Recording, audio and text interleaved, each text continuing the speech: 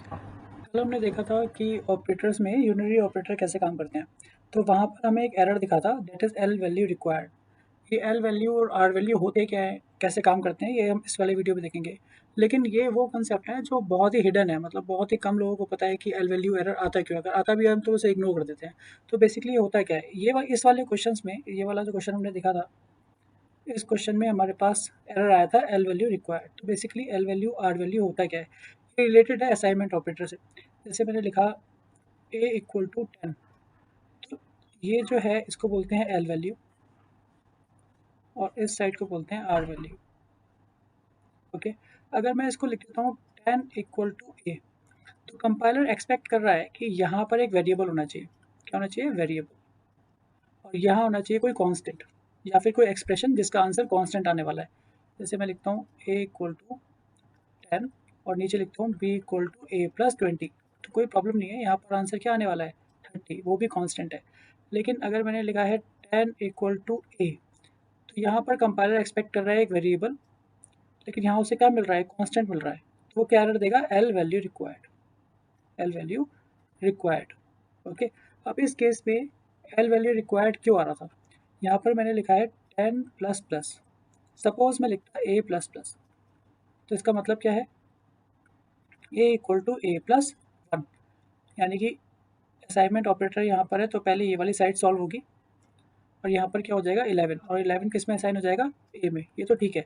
लेकिन अगर मैं लिखता हूँ 10 प्लस प्लस, तो क्या इसका मतलब क्या है? इसका मतलब है 10 इक्वल टू 10 प्लस 1। अगर यहाँ पर इसको सॉल्व कर भी लेते हैं तो यहाँ पर आ गया 11। अब मैं 11 को असाइन कर रहा हूँ 10 में, यानी कि मैं 10 को चेंज करना चाहता हूँ, लेकिन वो कांस्टेंट है, वो चेंज नहीं हो सकता। तो यहाँ पर क्या एक्सपेक्टेड था? एक वेरिएबल एक्सेप्टेड था कि कांस्टेंट कभी चेंज नहीं होता, वेरिएबल की वैल्यू प्रोग्राम के दौरान during the program you can change the value of the variable. तो इसीलिए यहाँ पर क्या रहा है? L value required. ये बहुत इंपॉर्टेंट क्वेश्चन है और ये इंटरव्यूज में बड़ा कॉमन सा क्वेश्चन है कि L value R value required, इसका मतलब क्या होता है? एल वैल्यू और आर वैल्यू का एक्चुअली मतलब होता क्या है? अभी हम इसमें एक एग्जांपल करके देखते हैं।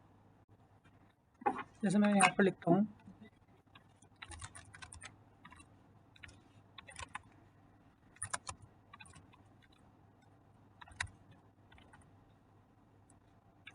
मैंने लिखा इंट ए और नीचे लिख दिया 10 इक्वल टू ए। ओके, जैसे इतना सा प्रोग्राम लिखा और ऐसे कर दिया रन। तो यहाँ पर देखो क्या आ रहा है? L value required. यहाँ पर आपके यूनिटरी ऑपरेटर खत्म हो जाते हैं। इसके बाद हम पढ़ेंगे बाइनरी एंड टर्नरी। ओके, तो यूनिटरी ऑपरेटर्स में हमने क्या क्या देखा? एक तो प्लस माइनस। प्लस जो बता रहा था एक पॉजिटिव नंबर, माइनस बता रहा था एक नेगेटिव नंबर, और फिर ये देखा pre and post, pre increment and post increment and pre decrement and post decrement. उससे रिलेटेड कंसेप्ट था किसका?